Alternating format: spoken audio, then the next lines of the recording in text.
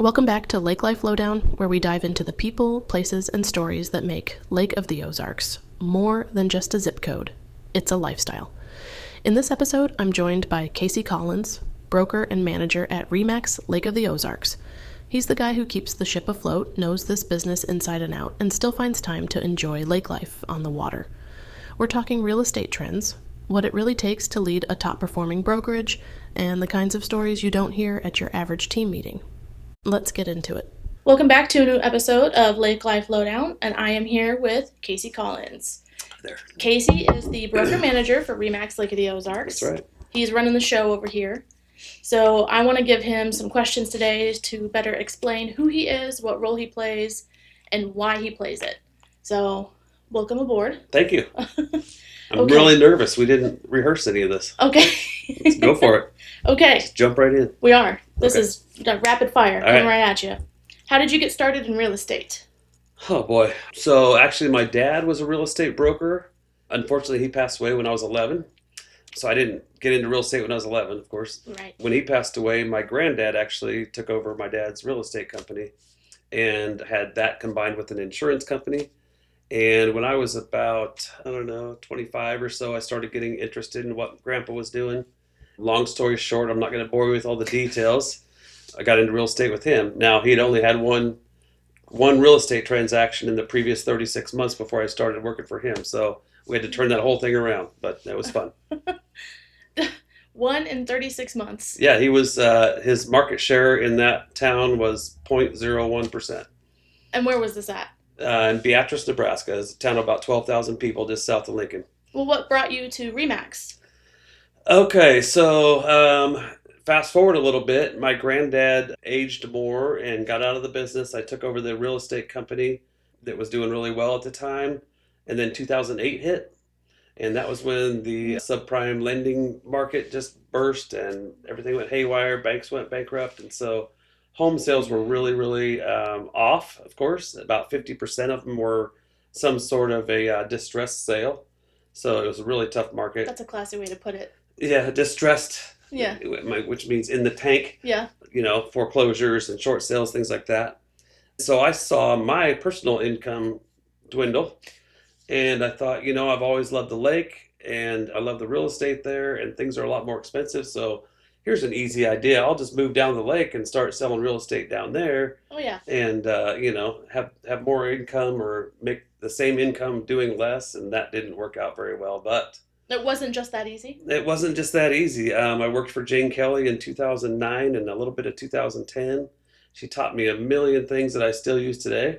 But at some point, it never really got much better for me in 2010. So I went back to Nebraska and focused on the brokerage that I still had up there. So had a lot of things going on at that time. Yeah, this sounds like a couple balls in the air. Oh, yeah. A little bit of juggling. That's right. Okay, so then let's fast forward again to when you are now here. Okay. What is your title here at RE/MAX, and what is that? Sure. So I am the broker or the designated realtor. I have to audit all the files that come through. That's the not romantic part of my job, but the fun part is I get to coach agents. I get to hire new agents, retain the agents that we have by providing all the support we can for them, answering a million phone calls a day, things like that. So just all the basic things that go on behind the scenes of real estate, saving a deal, figuring out what's the best for our clients and how that works out best with our agents too. And So you're the troubleshooter. Yeah, a lot of times. What do you think sets RE/MAX Lake of the Ozarks apart from other brokerages here at the lake, since you left and come back and now you're running the show here? So I was a broker in Nebraska too. After I left here, I went back to Nebraska, had my brokerage for a while, and then I got purchased out by a Berkshire company up there. I managed or brokered that company for 15 years. That company, the dynamic was completely different. I'm not saying it was a bad company. Yeah. It was just a different company, and they weren't focused on culture like what's been built here over the last 25, 30 years here.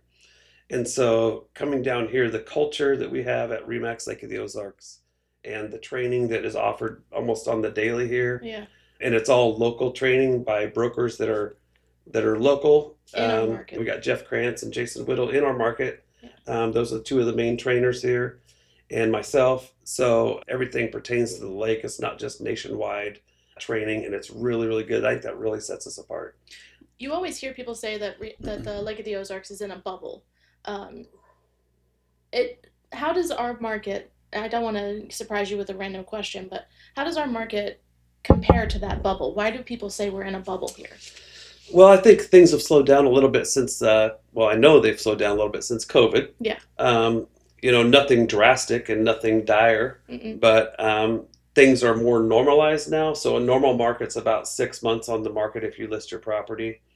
We were used to in 21 through 22, maybe part of 2020, where it was like, Yeah. if it sat on the market more than 4 or 5 hours, we were like, oh my gosh, something's wrong. Yeah. So we're not seeing that now, and that's typically what I'm used to. Those were crazy, crazy times during COVID. So, as far as a bubble, I hear that every day from people, even people that I work with in Nebraska and some of my clients that are down here asking me that, should I buy now? Is it a bubble? And I honestly don't see that at all. There's so much pent up demand here. Yeah. I still think that the opportunity to have a lakefront home with a dock built right on your property that you can walk out to is very unique in this country. Yeah. The more the word gets out about how great the Lake of the Ozarks is, there's more and more demand. So I don't see any bubble there at all. Also, the off-water homes, there's so many people wanting to live here full time. Mm-hmm. And I just bought an off-water home, and it was very hard to find one. So I don't see any bubble bursting at all. No, we're still plugging right along. Yeah. What is one thing most agents don't realize about the role that you play here? I just think, what's the one thing they don't realize? This is my real hair. I haven't pulled out all my hair. No.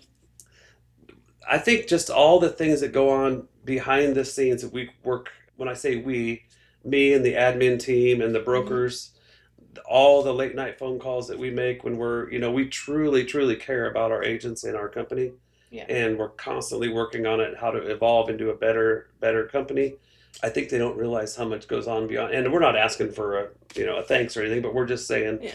or I'm just saying that there's so much that goes on behind the scenes that they literally have no idea. Also, I think the financial side of things to run a brokerage, it sounds like, hey, I'm just going to start a brokerage, and well, good luck, because they typically don't run on a huge profit margin. So just the financial aspect of a brokerage and how that all works, and you don't think about all the little tiny things that you have to pay for. Yeah. Stuff. I started as an admin over with the main office, and I, to this day, still wish that I could see what a typical text chain would look like between you, Jeff, Jason, Mel, Natalie, like between the brokers. I want to know how crazy that Oh, gets. that's fun. So Melissa Krantz is usually the instigator at 6 o'clock in the morning, but it's been pretty quiet lately because we're all super busy. Yeah. But I know, like in the fall and in the wintertime, there's some ideas that start popping up at 5:30, 6 o'clock in the morning, so you got to be ready for that. And it's pretty fun, actually, though. And then you got Jason Whittle throwing in some really funny stuff usually and giving me a hard time. And Jeff's just hunting. He's unread. Yeah, he's hunting. Always comes in at the end. He'll listen to everybody talk and then come at the end and just totally blow us out of the water with his great ideas that he has. So it's a great group that we got. Okay, so to rewind a little bit, since we fast forward so much, how long have you been coming to the lake and why? My dad taught me how to water ski on this lake when I was 5 years old. He had a buddy who found this lake. That would have been like in 1979. His friend found the lake and had a lake house up on, or cabin pretty much up on mile marker 43 by Mimosa Beach Resort. It's in a nice big cove, and back then the biggest boats were 21 footers. Yeah. So you could ski about any time. But Dad taught me how to water ski when I was 5. And then, like I mentioned earlier, he passed away when I was 11. But we were down here every year before then. And then after that, Mom still brought me down every year. And I absolutely loved being out on the water. And I loved water skiing. So when I was 16, I almost had a boat before I had a vehicle. But when I was 16, I got my first boat and talked my mom into letting me bring that down here. When I was 17, it was nuts. It was absolutely crazy. But anyway, always been down here. Yeah. I'm surprised that I hadn't ran into you prior to you being back with Remax. I'm kind of surprised you didn't. Yeah. No, just kidding. back in the day, things got a little crazy with Party Cove and Yeah. things like that. I didn't partake in that, but I drove through a couple times. Oh, sure. Yeah. Just to drive by. Just drive by. Do you have a favorite cove or like a favorite spot where you drop your anchor? Yeah, here lately, and it's been pretty popular over the last couple of years, but I've noticed just last weekend, or maybe it was over the fourth weekend, the cove over in Lynn Creek, right by a fishing company. Yeah. It looked like a little miniature party cove over there. I'm like, dang, this is fun. So we drove through there. I didn't actually anchor out there, but there was a lot of people having fun over there. I have anchored over there before. I do like it because it's really nice and calm back there. Plus, when you get hungry, you can just go over to the fishing company and grab pizza or whatever you We want. ate there last night. Did you? Yes, great stuff. Dale's always playing. It's kind of fun. He was playing last night. I listened to one of your other podcasts, and I heard Tammy mention Snake Cove. Mm-hmm. I used to think that was my little secret, and now everybody knows about it. So if you don't know where it's at, I'm not going to tell you. But it's that one's pretty close to our house, and so I really like that one. And my wife gives me a hard time because it seems goofy. We go out and get on the boat and drive like half a mile to Snake Cove and then Cove out. But that's one of my favorite places. It's surrounded by trees and it's very, very private. Yeah, we drove past it yesterday in the boat. Yeah, and Pat made sure to point it out to everybody because Tammy had mentioned it it's on the pretty podcast. unique. Pretty unique. Yeah. So while you're on the water, I know that obviously you've made it clear boats are very big to you. Mm-hmm. The shootout and the mini shootout. Oh yeah. You're a big player in that, in the mini shootout. Yeah, the mini shootout we are. I'd love to be a player in the big shootout, but I can't find that $1 million sponsor yet. Yeah, I was going to say, would Melissa allow that? I doubt that. She'd probably have to get some extra life insurance first, but yeah. No, the shootout. So I had some family that had a house towards the finish line when it moved over to Captain Ron's. Mm-hmm. I had been to a couple over at Shooters 21, but that was mainly just kind of driving by or at the end of whatever. So I didn't get to see much of it. But when my family had a house over by this one, I went to that for the first time. It was probably 15, 16 years ago. And whenever they moved it. So been there every year since. I think I missed 1 year. So I love the big shootout. And then I kept hearing about this mini shootout. Well, I thought the mini shootout was just like smaller boats, in a different part of the lake. But no, it's actually remote control boats. And that sounds kind of goofy, right? Like you just think these little miniature remote control boats. Well, no, these things are like 6 foot long. They go over 100 miles an hour. Guys can wrap up, $5,000, $6,000, $7,000 in these remote control boats, and they're incredible to watch. So if you've never seen one, well, I heard a little birdie tell me that you have a special paint job on yours this year. Just picked it up yesterday. Yeah, so we got a new boat. These boats are made in. This one is made in Germany, actually. The other one we have holds the world record over in Austria at 132 miles an hour. That one's 52 inches long, and it's just incredible to watch. It shoots a rooster tail about 100 feet behind it when it goes, and it's fun to see. The new one's just a little over 6 feet long, so it's bigger, about 18 inches wide. It'll be fun. Where is the mini shootout for people who might not know? Yeah, they hold that down at Haha Tonka Park in, I think it's called the Springs area. Mm-hmm. It's great because there's a lot of shoreline where people can watch right from the shore. You don't have to come by boat. And that's the bigger problem with the big shootout is if you don't have a boat, very hard to see. And this year, I'm interested to see how it goes with the new location. I'm excited. Yeah. Should be really fun. It will be interesting because the shootout is in August. So when is the mini shootout? It's the week before the actual shootout race down here. And so we always say, us mini shootout guys say we kick off the shootout, Of course. But it's the week before. It's a lot of fun to see. There's hundreds of competitors there, including from noon to 1. It's just little tiny kids with these little boats, and they're fun to watch too. They'll reach speeds of between 12 and 25 miles an hour. Golly. Different classes. Yeah. People come from all over too to compete. All the way from Minnesota down to Texas, they come up here. So it's the largest RC boat race in the country. Okay. Well, if you're looking for something to do in August, you should definitely check out the mini shootout and see if you can see the Casey Collins boat. What does a perfect lake weekend look like for you? And I know music is important to you. Does it involve drums? Sometimes. You never know when I'm going to be called. I don't know if I'm called up there, but a lot of times Find your way up there. Yeah, find my way up there to the drums. I've played the drums since I was 9, And that in no way makes me an expert, but I do love to play. So once in a while, if it's a really good band, somebody will mention to them, hey, this guy can play the drums. And I happen to get up there. It's a lot of fun. Hopefully, I don't embarrass myself. Mm-hmm. It's really hard to sit in with a band for the first time ever in front of a bunch of people. And then they usually have in-ear sound monitors. They don't fit you because they fit everybody different. Mm-hmm. It's tough. And that's the excuse I'm using right now. If I sound like garbage, that's why. So the somebody who goes and whispers that you can play drums, is that your Uncle Earl by chance? It probably is, yep. Okay, it's Uncle Earl after he's had a couple beers. Yeah. Yep, Uncle Earl does that. He does. Yeah, he's looking out for you. He looks a lot like me. Very similar build. Anybody who is in RE/MAX Lake of the Ozarks will definitely understand the inside joke to that. Oh, yeah. Okay, so to circle back to RE/MAX Lake of the Ozarks, what are your goals for RE/MAX Lodo over the next few years? Well, this company was built long before I was here and built into this great entity of awesome leaders, awesome agents. And so my goals are just to maintain that where it's at, plus build on that, right? So I want to build on the agent experience and make that better every day. We are constantly looking for how we can do that. Also, we'd love to grow, with new agents and experienced agents. We're pretty selective on who we pick, but we're always looking to build our teams. We're looking to give people opportunities.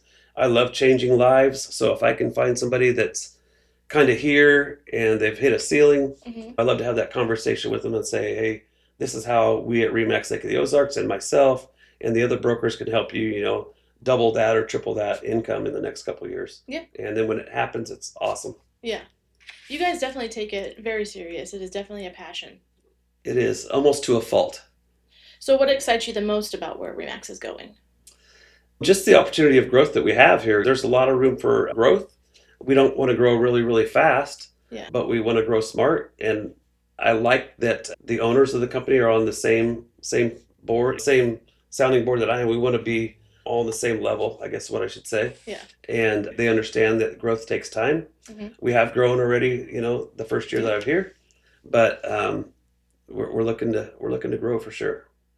So if you're looking for someplace to join, maybe give Casey a call. Oh, thanks for the plug. Yeah. So here's a question that I did not tell you about in advance. Great. Because I really want to catch this real answer because this is a big one. Spit out my drink. Spit take. Coaching agents is a really hard skill to master. So who coached you, and how do you feel about coaching in this current market? Well, first of all, I wouldn't consider myself a master at all. It's just like being a real estate agent. I don't feel like anybody's ever a master, although there's some really, really good ones around the lake here and within our own company that I would consider definitely at that level. Yeah. Same thing with being a coach. You're constantly practicing your trade. You're practicing your craft. And so we're always looking to learn more things. I'm going to a school in November that has to do with recruiting. And it doesn't mean like a headhunter, but it just talks about how we can create a very great agent experience within the company. And so things like that. Mastering it though, I'm far from that. I think if you have the passion though, and the desire and the authentic want for that person to be great within your company, that agent you're working with, then if your heart's in the right place, it's going to happen. And so whether you consider that person a master or not, I would never consider myself a master, but I do work really, really hard and take it very personal when I don't succeed at something. So yes. Well, who taught you? Well, nobody really. So when I got into real estate, my granddad he had just developed early onset dementia. And so I had to hurry up and get my broker's license so that I could run the small little brokerage that he had. And I wanted to get out of the retail business that I was in. I was working as a salesperson at a retail store. And I had 2 kids and a mortgage at that time. So I said, I got to figure this real estate thing out because I want to get full-time real estate. I want to be a full-time real estate agent. And I hired a coach from California, actually, that I didn't think it was going to work because he was in California. I'm in this little town, Nebraska, but he went back to the basics and taught me everything that I needed to know. It took some time. I didn't think I could afford him, but that's the best money I ever spent was having a real coach. Yeah. And then over the years, I hired, I suppose, 6 agents there at that small little brokerage. And then when we merged with the Berkshire company, I was in charge of, well, we had 400 agents combined. I didn't manage all of them, but managed a lot of them. So it was trial by fire. I learned by fire. Yeah, just jumped in and, I learned a lot, especially the first 5 years with that many people.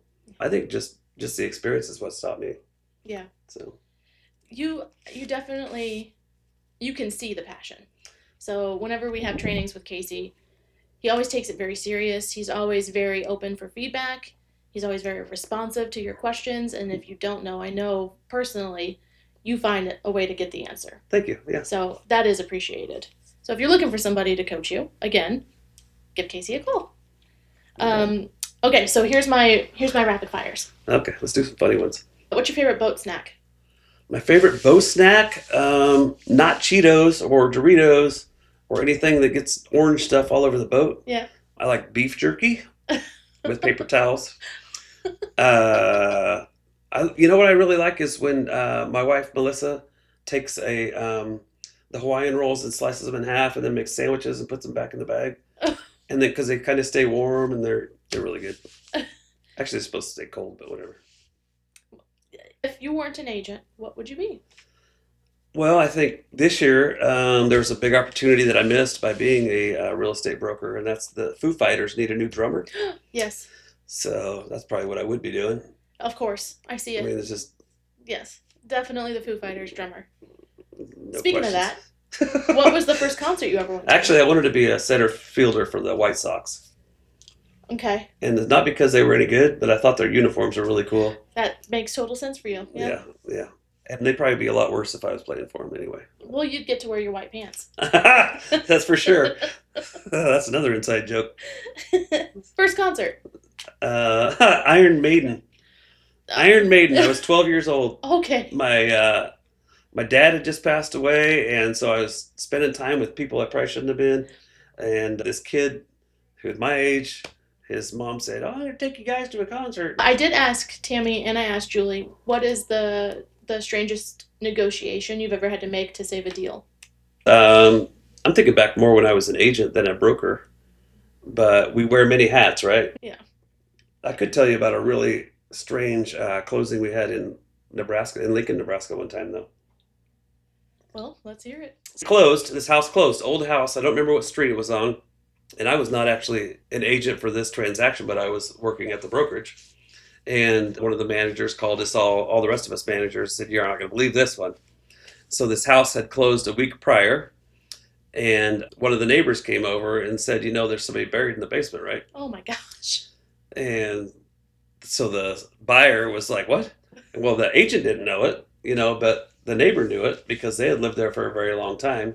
Well, apparently back in the Great Depression or before that, or I don't know when, that it was legal to bury a body in your dirt floor basement is what this old house had. And because it was wintertime, so the ground was frozen outside, they couldn't dig. And they just put grandma in the basement, I guess, and covered her up. Oh my God. And I don't remember exactly what happened with that, but E&O Insurance got involved in that one. Oh, I bet. Yeah, so that's kind of funny. Oh my gosh. What's your best dad joke? Oh boy, my best dad joke. What does the janitor say when he jumps out of the closet? Supplies!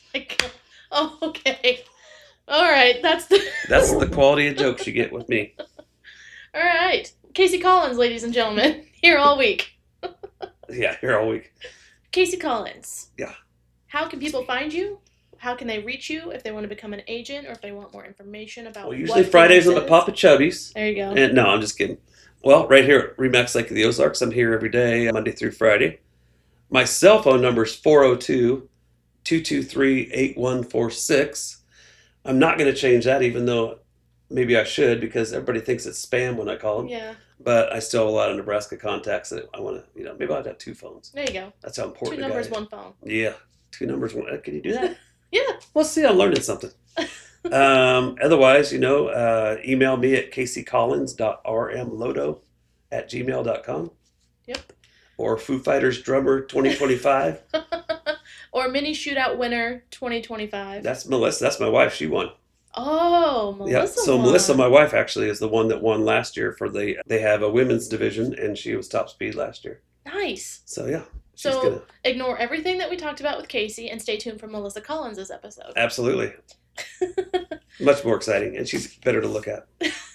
All right. Well, thank you for being on the show. Thanks for having me. Podcast. Until next time, stay anchored.